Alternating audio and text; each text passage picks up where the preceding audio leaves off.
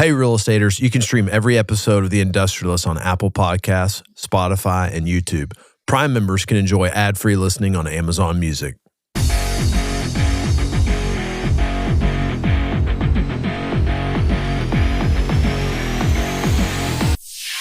Hello, real estaters. It's week 18. It's almost summertime. Time for you to vaporize for 2 months. Maybe 2.5. Quick announcement. Will and I will be at ICSC Monday, Vegas. We get in Sunday night. We leave Tuesday morning. If anyone wants to get together and talk about stuff that might happen. We're pretty open. I think we got Sundays booked and Monday nights booked. Yeah. But that's how that works. And then we'll also be at the NAIOS. Do you say NAIOS? I don't know. At NAIOS Conference on May 29th at Gillies here in Dallas. I can't wait to see so many institutional people that are hyped up about metal buildings on a rock yard that never cared about them in the past. Down in the Cedars in Dallas, too. It's like way down in there. Yeah. Yeah, Gillies is... It's not tough the greatest part of town. No. I was looking at it this morning. I was like, who picked here? Yeah. I don't know. Bella, how about some leasing availability? Okay, so our property of the week this week is Interstate Industrial Business Park off of Plano Road in Dallas, Texas. So Matador acquired this property in September of 2022 as an off-market opportunity sourced through Mercer Company. Originally developed by the seller's father and held within the family for decades, the business park stood out for its competitive price per square foot, strategic location, and flexible industrial use. Since acquisition, we completed significant upgrades, including roof replacements and parking lot repaving that have enhanced the asset's value and appeal.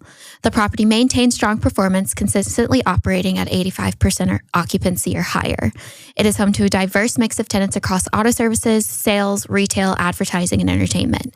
Of the total 87,315 square feet, 13,686 square feet are currently available for lease, with suite sizes ranging from 432 square feet to 9,586 square feet. For more details, you can view the leasing flyer in the episode description or visit our website under leasing availability. Or call William LeMasters with Mercer Company. That's right.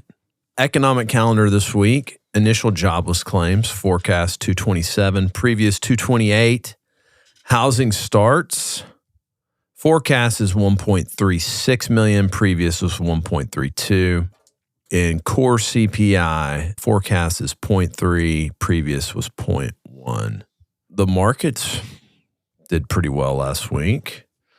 The Dow gained 1,106 points to close out at 42,325. The S&P gained 166 points to close out at 58,17. And the NASDAQ closed out at 18,589, gaining 745 points. Crude came up a little bit, got above the 60 mark at 62.95 a barrel. The 5-year closed out at 4% last week, and the 10-year closed out at 4.37. SOFR is at 4.28, so it came down just a little. Wilbur, how about them stocks? All right, them stocks. 1 week performance, REIT, hotel, and motels up big, 6.64%. Real estate diversified, it kind of inverted. We're at 6.21. I think last week it was in the shitter. REIT office is up 3.63 week over week. REIT industrial, just kind of mowing the grass there at 3.31. REIT retail is at 2.15. REIT mortgage 1.79, and real estate development's up 1.43. Real estate services is basically flat at negative 15 bips. REIT diversified's a little bit under, and that's at 30 bips negative. REIT residential's down 1.49. REIT healthcare facilities are down almost 2 full percentage points. REIT specialties down 2.66. So Not really seeing much consistency there. It keeps on flip-flopping. Flippity flop. What about the debt? I'm not going to look. I looked, but I don't remember. I bet you we tacked on 29 and then we lost 26. That's kind of where we're at. Does that sound about right? It seems to be consistent, but my computer just shut down, so I don't know. Okay, How about me. Isabella? That's right. For U.S. debt, the increase was 28. And then for the Doge clock, they saved 26. Okay. So are they not finding anything new to save money on? Because it seems like this is just the weekly workout plan. Yeah, appears so. I still, every week I'm like, I don't really think they're doing that much. I mean, that's a lot of money to save. Wouldn't you think like more people would be out of jobs and like there'd be like shit all over the news? It's almost like there was reoccurring commitments that maybe that were taken care of, but they're not anything else to be found. Yeah. No more. What was they had the IRS office in the cave mine or something. Yeah. Remember the one in Kentucky? Yeah. It was like deep underneath these caves and all this stuff. Or maybe it was Social Security. Yeah, it was something. Whoa. I can't remember what it was. I don't know about this. Okay. I'll look it up. Yeah, it happened 90 days ago. Yeah, I remember seeing this. But there's no more, mines to find. What is it, Bella? Did you find it? I found USA Today. They have an article that says federal retirements really are sorted by hand in an old mine. Yeah. Elon Musk knocked the system. Yeah. It's a limestone mine where federal government employee retirement paperwork trudges its way through an entirely analog system. It's real, and retirement applications are on paper. No way. Yeah. Western Pennsylvania, about 230 feet underground, sits hundreds of federal workers whose job is to process thousands of applications every month. That's weird. And they had a really slow elevator, and that would limit the number of returns they could do each day because the elevator speed. Oh my God. There's stuff like that in there. Holy smokes. But I guess the thing is I don't think they're finding any more poorly run things like that. It seems like we're just in we cut all these jobs, so those are non-reoccurring expenses. Yeah. I wonder if it's like, well, we cut rent on that facility and that rent was due this week, right? Same thing like the employee. Exactly. Yeah. Okay. I lost my script. I'm getting it back. Hold, please. We typically move to Doge clock. Oh, we can do a term of the week. What's the term? Well located. This means it's technically within driving distance of something interesting.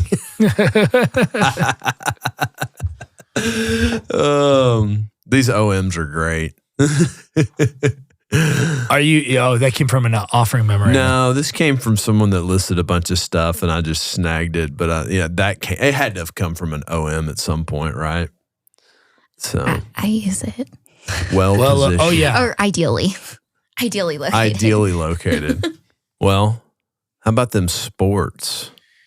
Oh yeah, sports. The Stars are doing well. Taking it back to sports.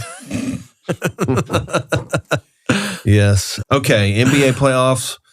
I like the Boston Celtics to tie this series up in the next game. They're 6.5 point favorites. It's probably going to be close. The last game wasn't close. It was a blowout, but I think the Knicks are going to get back together. I'm going to still take the Celtics minus 6.5. And then I kind of think the Warriors are done. Steph Curry's out. I don't know if he's out indefinitely. They said 1 week. He was out for 1 week, so he might make it back by this game. They're 5.5 point dogs, and I'm going to take the Timberwolves. I don't think the Warriors are the same team without Steph Curry. UFL. Oh boy. Yeah, I've got some redeeming to do. Yeah, you kind of got chastised by Tommy I yesterday. did. About It was, inappropriate on Mother's Day, first of all. Yeah. Let's focus on the mothers. Yes. It's not about sports on Mother's Day. It's Kind of. But just in a kind of a low thought process moment, I'm going to take the under on every game. They tend to go under, and I'm just going to stick with that. Picking the points is very hard. So, get a lot of 36s, 43s, 39-point games, and somehow they don't score that many points. So. I'm sitting here looking at their website, and I don't know if it's me or if this is actually true, but they're kind of like the B League, and all their uniforms and mascots are all like B as well. Like, it's like they intentionally said, let's not look that great in our uniforms. Are they worse than the Browns? Yeah, it's pretty bad. I mean, Browns have to be the... Those are pretty bad. What the hell is a Brown? I think it was the owner's name. Oh, okay. Owner or the first coach, or maybe it was the both. But I mean, like, look at the Memphis Showboats here. Like, what in the hell is this? Jeff, my dad's had Browns season tickets since they've come back. Since they've come back from where? From when they split from the yeah. Okay. You just can't give them up. Okay. He's got 4 seats. Well, he's got Shadur, maybe. No. He's like, I'm just waiting for them to like get to like the championship or Super Bowl, and the value go up and dump them. But I'm like, man, that's a buy and hold. Is that a generational asset, Will? I don't want anything to do with it. I mean, how long? Which generation will it pay off on? He's had them for 25 years. Mm-hmm. He said he's never lost money on them. Okay. Never made money on them. Well, if he enjoys it. What? I mean, like, how far is that for him? He doesn't. He never goes to any of the games. Oh, he just sells them. He don't want to pick another team to do that with? No. You probably can't give them away. I don't think so. Hey, I got some Browns tickets. The Steelers-Browns game pretty much pays for the entire season, I think. Good. So Jeff would go to that game. Yeah. Jeff would take those tickets. Yeah, I'll You got them? Sign them up. All right. I don't know, Cleveland. Dude. Doesn't sound like a fun weekend. Thumbs down. Sounds terrible. It is terrible. I think my sofa sounds more enjoyable. Yeah. 3 screens of NFL Sunday ticket rocking. Mm-hmm. The UFL, is that what it's called? Yeah. It's kind of like non-credit tenants. They're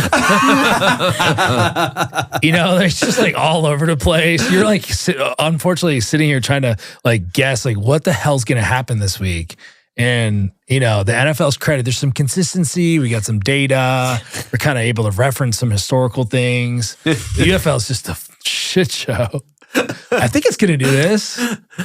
It's like the Keenan Peele East-West Shrine game. Yeah. Yeah. That's great. Demarius Bookshot. Oh. I don't watch any. Do you watch any of the UFL? Yeah, I watch a little bit. Yeah. As opposed to maybe golf. But yeah, I watched a couple plays this weekend. Is it just kind of hard to watch a game where no one's in the stadium?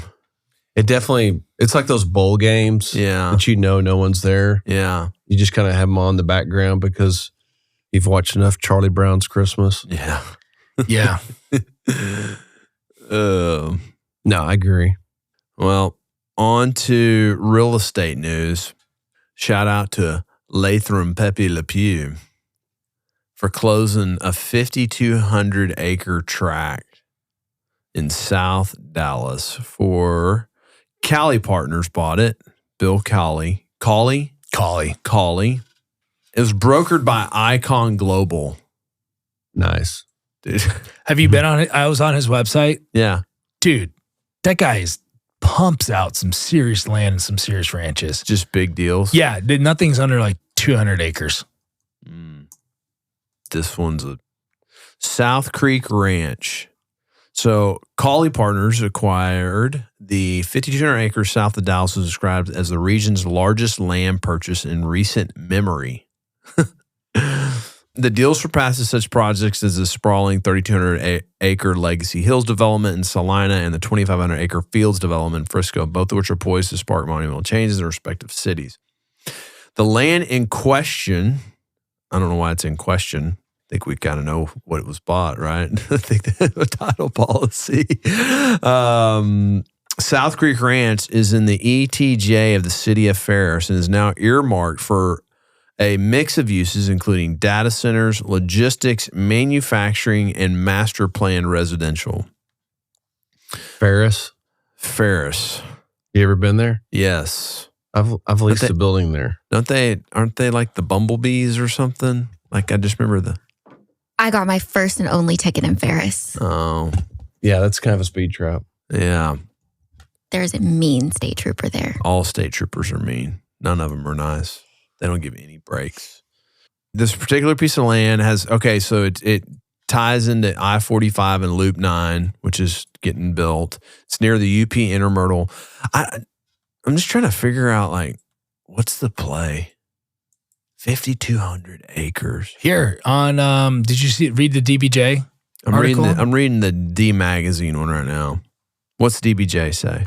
DBJ saying close 5,200 acres, plans to build a mixed-use project that can include data centers, thousands of homes. So the homes, they're starting construction immediately on the residential component. Okay. The site could support more than a 1,000-acre corporate campus. I just don't see it down there. I mean, I don't want to poo-poo on it, but 5,000 new homes. I mean, you're talking about what's the population of Ferris today? You're talking adding another 20,000 people. Ferris, Texas. Yeah, it's like the size of Forney, circa 3,300 people in 2023. Well, when you go to Ferris, you see the dump on the freeway. And so I don't know if this includes part of the dump. It might. It might, because, there's a ton of industrial built on top of old dumps. Yeah, we should ask our friends at the city of Louisville how they feel about that. Right. I own some property next to the dump in Louisville. Yeah, but they don't want it to be industrial anymore. Yeah. I understand that. Let's get rid of that, Jeff. Yeah, I think they want to build like flex. Here's a steaming pile of poop behind you. Right. Who is the seller is what I'm trying to figure out. I'm looking it up right now. Taylor Sheridan. Might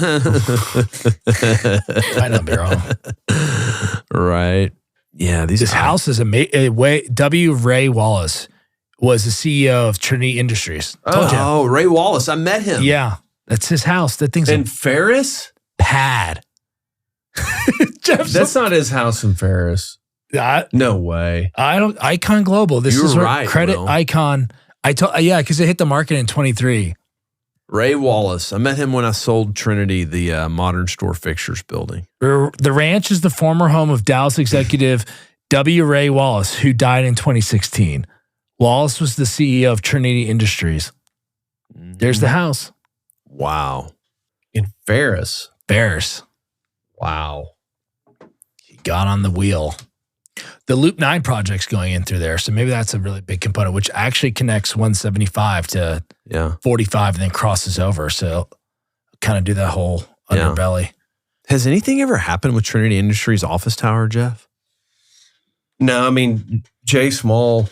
Did he buy it? He bought it, or some version of him bought it. Yeah. And it's still sitting there. And they were trying to focus on life science tenants. Nothing's happened to my knowledge. What does life science include? Stuff. A lab. Quest Diagnostics. There's your tenant. overly funded, poorly run businesses. That's what it sounds like. Yeah, I think that is it. What is life? I don't remember. I think it's like startups in the medical field. Let's see. Biotechnology, pharmaceutical, medical device, and research sectors. I guess they have labs, clean rooms, special ceilings, HVAC systems. Blah, blah, blah, blah, blah, blah, blah. Big TI with no credit. Yeah. Tons of TI. Anyways, big deal. Shout out to Latham for closing that deal. It's a monster. That's a monster. Ray Wallace is probably Latham's neighbor Maybe. in HP. Maybe. For sure. Icon Global guy was. Yeah. I just didn't know he had a place down there. I guess he's been dead almost 10 years now, looks like. The family just finally said enough. Yeah. What do you got, Will? U.S. and China trade deal live. The tariffs have been we've got a special 90-day window here. So instead of us tacking their goods at 140%, we're down to 10. But then there's like a surcharge on some others, so it's really like 30%. And then they're charging us 10% on our imports. So that's for the next 90 days. Is that so all the boats in the ocean can finally go to port? Yeah, I think they're just out there swimming around the ocean. Yeah, they're just kind of hanging out. So I guess container volume is pretty far down in the Port of Los Angeles. For every container you get, for every 4 containers you have one job basically that supports it. Container volume is now down like 33%. So like a third of the jobs are like not needed right now. No. And so so we're not even talking about like overnight, like, extra shifts. We're we're talking about people not even being able to fill their current full shift. Yeah. And so the director of the Los Angeles port was just talking about it. I saw it on CNBC last week, but it sounds like this is kind of help. But it takes 2 weeks to get from China to LA and then 2 weeks for goods to then make it across the US. And so he basically was like, we got 3 to 4 week window to kind of figure this out. So we've got a 90-day kind of fix, but not a permanent solution. Yeah, and the market's up almost 1,000 right now. Yeah. On that news. Wow. So, yeah, which is good. God. That's it. Do you think we'll be up on the year for the stock market? What did it start the year at? 44-ish? We might be. We shouldn't, though. Like we shouldn't. No, we absolutely should not be up. But I just have this feeling now, because we got oversold, might get overbought. But I think that was something I wrote down. The correction cycles are so much shorter now. Oh, it was like a month. It was like a month, and then you're going to end up being up. Yeah. But like, oh, I thought you were going to sneeze, Bella. But like in public equities, it's like, but in real estate, it's not really bleeding through. Well, it takes so much longer. Much longer. Everything's so quick now on that side of things. Yeah, I just think it's the news cycle has shortened that dramatically, even in the last 10 years. Yeah. So for forever, no more like massive just craterings, you think? Well, I just like, can the Great Depression happen again without like some sort of, like a super war, Because, back then, by the time they sold their stock and then it went down and went up, and then the news people wrote about it, and it took a month to get it kind of read. Mm-hmm. That's 1 hour now. Yeah. Yeah. It's not a month. Instant. Yeah. It's like, oh yeah, tariffs on hold. Boom, stock market corrects. Yeah.